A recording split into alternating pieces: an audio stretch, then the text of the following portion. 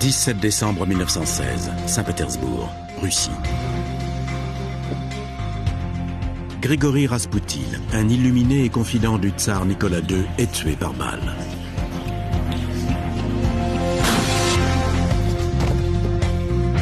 Ces assassins sont des Russes qui craignent son influence grandissante sur la famille impériale. Les circonstances de l'assassinat de Raspoutine sont restées incontestées pendant un siècle. Mais des documents secrets nous révèlent que les Russes n'étaient pas ses seuls ennemis. Qui d'autre était présent le soir du meurtre? Nous avons aujourd'hui des éléments qui remettent en cause toutes les théories élaborées depuis les 100 dernières années. Grâce aux photographies de l'autopsie et à des techniques balistiques perfectionnées, nous allons tenter d'identifier le véritable assassin. Rouvrons l'histoire classée de Raspoutine.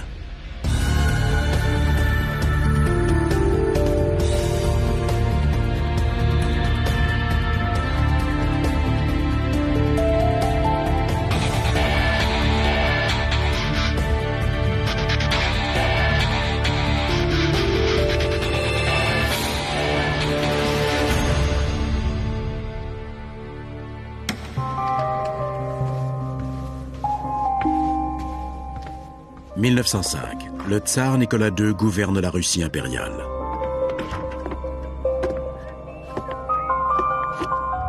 La dynastie des Romanov règne depuis 300 ans. L'empire du tsar s'étend de la Chine à l'Allemagne.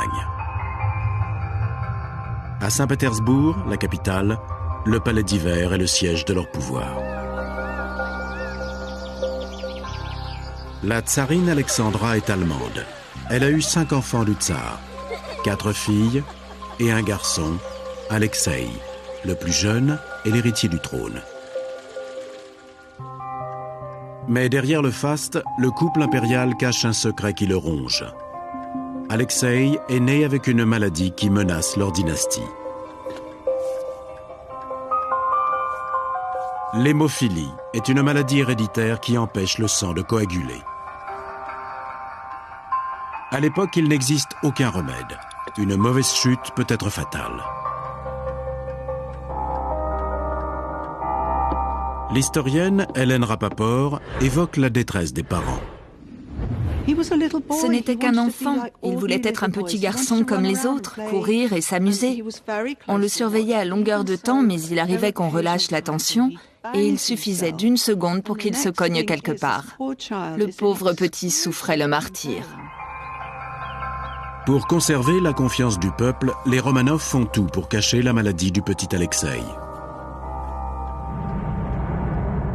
La tsarine Alexandra, très croyante, se tourne vers l'Église orthodoxe. Mais sa foi ne peut rien contre la maladie de son fils. À l'époque, offrir un héritier à la couronne était une véritable obsession. On peut donc facilement comprendre sa hantise qu'il arrive malheur à son fils unique. Et c'est là que Raspoutine entre en scène. Le 1er novembre 1905, dans ce climat de désespoir, un mystérieux visiteur fait son entrée. C'est Grigori Raspoutine, fils de paysan sibérien et guérisseur. L'historienne Charlotte Zibvat est spécialiste de la famille impériale russe. Les Saint-Pétersbourgeois de la fin du XIXe siècle et du début du XXe étaient très friands d'histoire mystique et d'expériences spirituelles. Raspoutine a donc utilisé cette faiblesse à son avantage. Grâce à ses soi-disant pouvoirs mystiques et ses dons de guérisseur, il devient la coqueluche de la haute société. Brian Moynihan est spécialiste de l'histoire de la Russie. Il débarque à Saint-Pétersbourg comme un fantôme surgi du passé. Il appartient à un autre monde. Il fréquente les salons de thé, les soirées mondaines. C'est une ambiance très respectable. Et il se met à divertir les nobles avec ses histoires sur les paysans de Sibérie. Ces gens n'en ont jamais vu de leur vie. Le tsar écrit dans une lettre « J'ai reçu la visite d'un paysan de la province du Tobol. Il a fait forte impression auprès de la tsarine et moi-même. Raspoutine gagne les faveurs de Nicolas et Alexandra. Il l'apprécie dès le début. Il est même invité au palais Alexandre, où on le présente aux enfants. Le palais Alexandre est à 25 km au sud de Saint-Pétersbourg. C'est là que Raspoutine fait sa première démonstration en tant que guérisseur. Il commence par prier. L'enfant se détend et finit par s'endormir. Lorsqu'il se réveille le lendemain, la douleur a disparu. À l'évidence, il possédait des pouvoirs de suggestion très puissants. Personne n'a pu l'expliquer, ça restera toujours une énigme. C'était comme s'il avait des dons d'hypnotiseur. Cet événement a prouvé que Raspoutine réussissait dans un domaine où la science médicale échouait. Pour la tsarine, c'est un faiseur de miracles.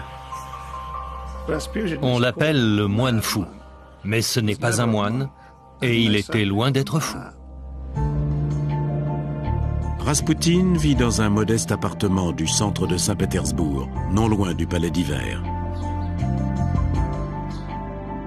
Il est de plus en plus impliqué dans la vie des Romanov. Inquiet pour sa propre sécurité, le tsar le fait surveiller par l'Okhrana, la célèbre police secrète. Elle suit de près Raspoutine, alors qu'il reçoit des visiteurs de tous les horizons, hommes d'église, nobles, militaires. Tous veulent rencontrer le célèbre paysan sibérien. Parmi les habitués, on compte surtout des femmes. Cette photographie de Raspoutine, très bien entouré, a fait le tour du monde. Il devient la vedette incontestée. Tout le monde l'admire. Il possède un tempérament extraordinaire, une énergie incroyable. C'est un homme éclairé à bien des égards. Il est compréhensif, profondément gentil. Pour résumer, un tombeur héroïque. Tous ces va-et-vient dans son appartement alimentent les commérages. Il séduisait tout ce qui passait. À n'importe quelle occasion, dans le train, lors d'un pique-nique, partout, dès qu'il sentait qu'il y avait une possibilité. Il était le mauvais garçon, qui dévergondait la femme russe respectable. Les spéculations sur la vie débauchée de Raspoutine vont bon train, à tel point qu'on lui prête même une liaison avec la tsarine. C'était presque un fait établi en Russie. La réputation de la tsarine en a beaucoup pâti. Le trône impérial lui-même s'en est trouvé discrédité. Une caricature de Raspoutine en compagnie de la tsarine circule dans tous les milieux. C'était un homme à femme, mais la tsarine était une exception. Il n'était pas question qu'elle l'entretienne. Avec elle, il se comportait comme un vrai saint. Cette photographie montre que malgré la rumeur, Raspoutine n'a pas perdu la confiance de la famille impériale. Il était leur seule lueur d'espoir. À mon avis, il se moquait de son côté crasseux et négligé et de son penchant pour l'alcool et les femmes. Ils pouvaient aider leur fils. Le reste n'avait pas d'importance. Nicolas aurait même dit qu'il préférait 10 accès de colère de Raspoutine plutôt qu'une seule crise d'Alexandra. Mais pour les aristocrates, Raspoutine semble avoir une emprise hypnotique sur la famille impériale. Son influence sur elle devient un débat ouvert au Parlement. On va jusqu'à écrire à son sujet que c'est un sale paysan dépravé que l'impératrice écoute beaucoup trop. Les événements mondiaux vont confronter Raspoutine à d'autres ennemis puissants.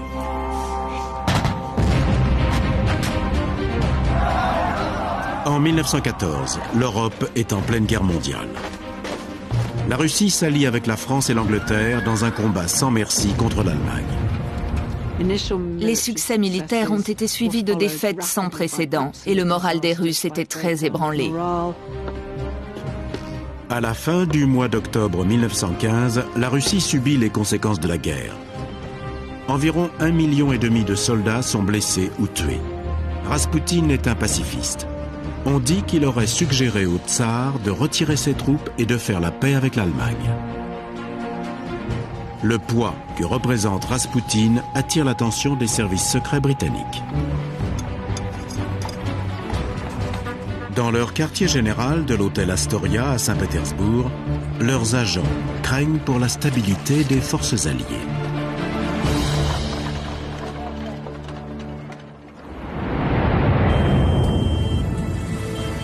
Nous sommes au palais Whitehall, à Londres, le QG des services secrets britanniques pendant la Première Guerre mondiale. L'historien Andrew Cook a eu la permission de réexaminer des dossiers gardés secrets. Les services secrets britanniques étaient tout à fait conscients que Raspoutine était une figure d'influence en Russie.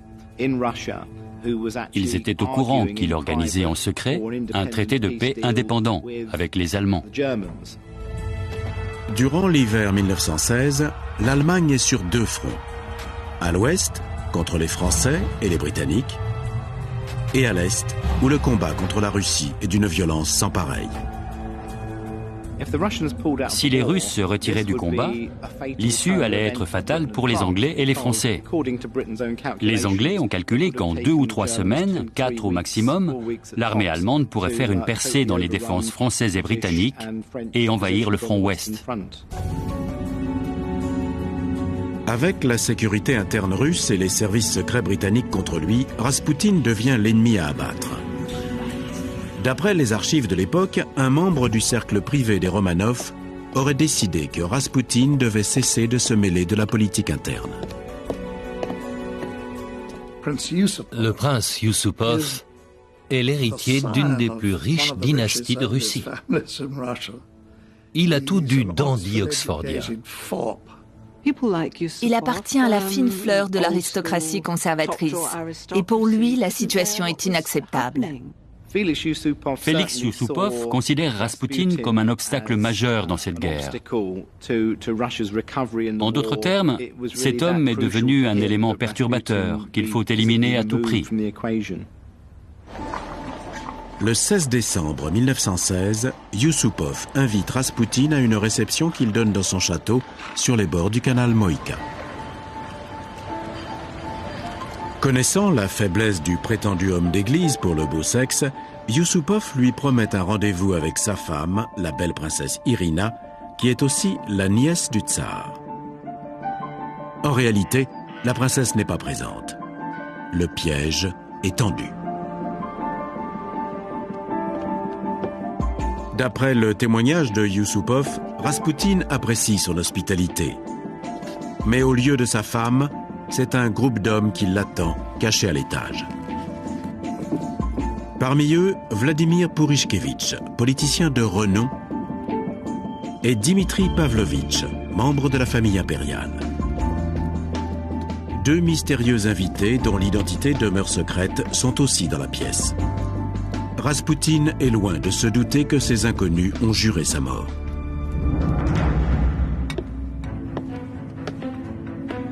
Yusupov lui offre des gâteaux recouverts de sucre. En réalité, il s'agit de cyanure de potassium. On dit qu'il a ingéré le poison, mais que ça n'a eu aucun effet. Les chercheurs en ont déduit que les assassins avaient dû utiliser un poison périmé. D'après la version de Yusupov, quand les meurtriers constatent que le poison est inopérant, ils se résignent à tuer leurs victimes par balle. Vers 3 heures du matin, Yusupov accomplit le sombre dessein.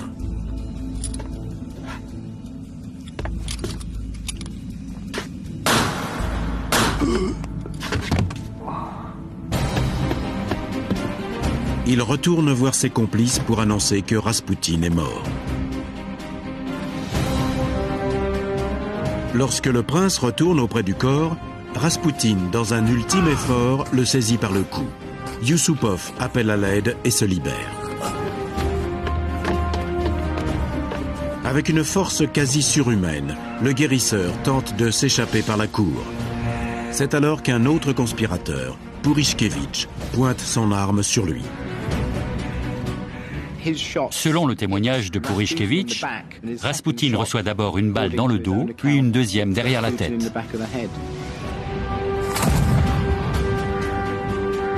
Ces assassins de bonne famille ont fini par achever leur victime. Pour ne laisser aucune trace, ils jettent le corps dans les eaux glacées de la Neva. Mais on retrouve le corps. Non loin de là, près du pont Petrovski. La police fait une enquête rapide. La tsarine fait arrêter Yusupov. Mais le prince nie toutes les accusations. Yusupov n'est pas poursuivi en justice. Raspoutine est enterré, mais son corps est ensuite déplacé et égaré pendant son transfert. On ne le retrouvera jamais. Sans aucune preuve tangible, le prince et ses conspirateurs s'en tirent à bon compte. Voilà pour la version officielle du meurtre, telle que 2 des assassins l'ont racontée. Mais celle de Yusupov est parue 11 ans après les faits. Le témoignage de Yusupov a tout d'un film d'horreur. En gros, c'est l'histoire d'un animal qui a mis beaucoup de temps à mourir. L'extrême brutalité du meurtre a récemment été révélée dans un rapport d'autopsie oublié depuis très longtemps.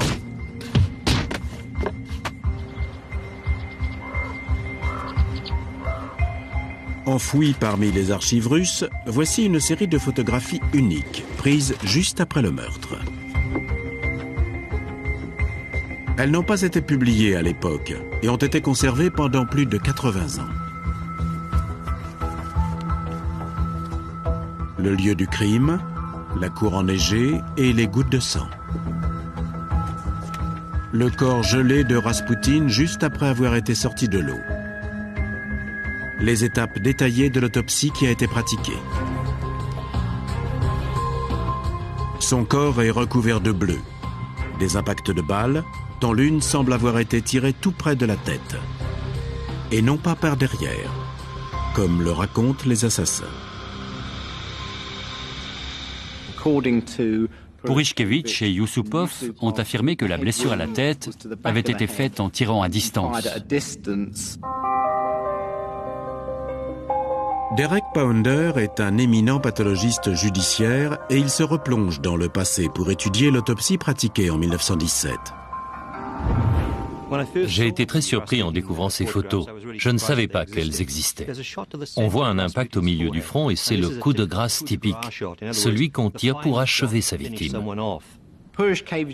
On voit bien que les témoignages de Purishkevich et de Yusupov n'ont aucune cohérence avec les photos prises pendant l'autopsie. Le professeur Pounder étudie à nouveau les photos pour déterminer si la balle a bien été tirée de près. Purishkevich a déclaré avoir tué Raspoutine avec un pistolet Savage. Avec ce pistolet et une cartouche de calibre 32, les enquêteurs reproduisent la vitesse de tir de l'arme du crime. Ils accrochent une peau d'animal sur un bloc de gel. Cette installation est censée imiter l'épaisseur de la peau humaine. Une caméra haute vitesse permet de capturer l'impact. On peut déterminer la distance grâce à la suie et à la poudre. La balle est tirée de très près. La cartouche pénètre. Autour du trou laissé par la balle, il n'y a pas de résidu de poudre, seulement une légère trace de balle sur le contour du trou. Le professeur Pounder est formel, l'autopsie révèle que la balle n'a pas été tirée à distance. On voit très bien que le coup fatal a été porté de face et à bout portant. Il n'y a pas plus efficace. L'assassin a dû placer le pistolet entre les 2 yeux de sa victime et n'a eu qu'à appuyer sur la gâchette. Une autre preuve cruciale vient encore démentir la version officielle. La blessure au front semble un peu grosse pour une balle de ce calibre. Elle fait environ 1 cm de diamètre. D'après les calculs du professeur, la blessure est trop importante pour le pistolet de calibre 32 de Purishkevich. On peut s'interroger si l'arme du crime n'est ni celle de Yusupov ni celle de Purishkevich. Ça pose une question importante. Quelle arme a été utilisée ? Ça ressemble à un impact de revolver Weblade de calibre 455. C'est un modèle qui a été créé en 1887 par l'armée britannique. Pendant la Première Guerre mondiale, lorsque ce crime a eu lieu, beaucoup d'officiers s'en servaient.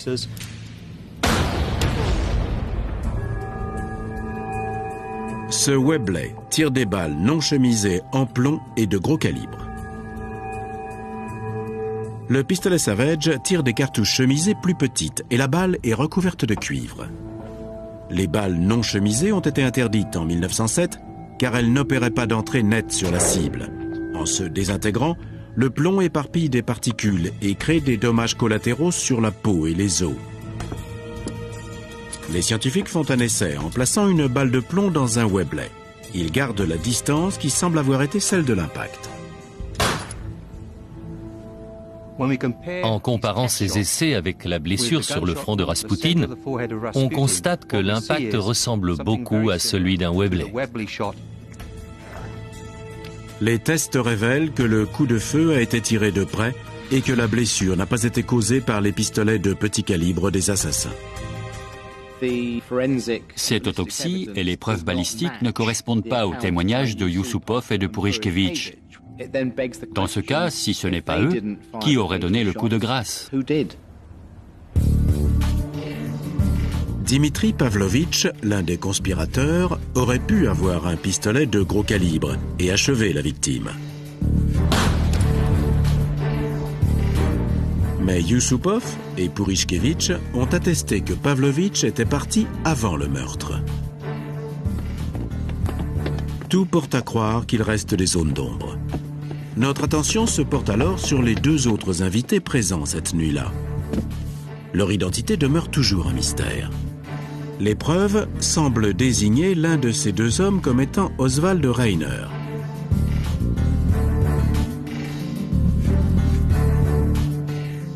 Reiner a rencontré Yusupov à Oxford 7 ans plus tôt. Plus tard, Reiner a avoué à sa famille qu'il était présent lorsque le meurtre a eu lieu. Le fait que Reiner était impliqué dans cette opération apparaît dans un message échangé entre son associé et le chef des services secrets en Russie, peu après la découverte du corps. Voici ce qu'il dit. « Malgré des circonstances imprévues, notre objectif a été atteint. La disparition des forces obscures, nom de code de Rasputin, a été bien accueillie. Certaines questions indiscrètes ont été posées sur l'éventualité d'un réseau plus large. Reiner règle quelques détails. Cependant, l'un des assassins a attesté que les deux inconnus étaient des soldats russes. On sait que beaucoup d'agents secrets britanniques en mission en Russie portaient des manteaux et des uniformes russes qu'ils s'étaient procurés d'une manière ou d'une autre. Il était donc fréquent de voir un Anglais en uniforme russe. Pour moi, les preuves convergent vers le fait qu'il y avait au moins 2 officiers britanniques ce soir-là. Cette théorie nous permet de retracer les événements qui ont eu lieu ce soir de décembre 1916. 3 heures du matin, palais de Yusupov. On tire sur Rasputin.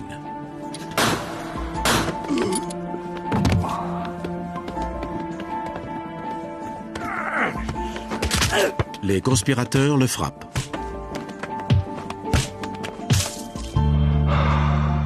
On lui lie les mains.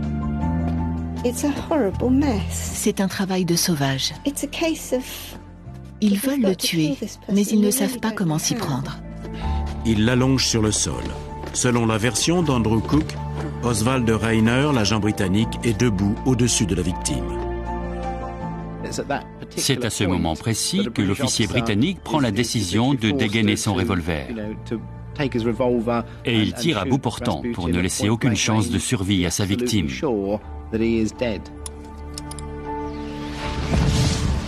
Il l'abat froidement.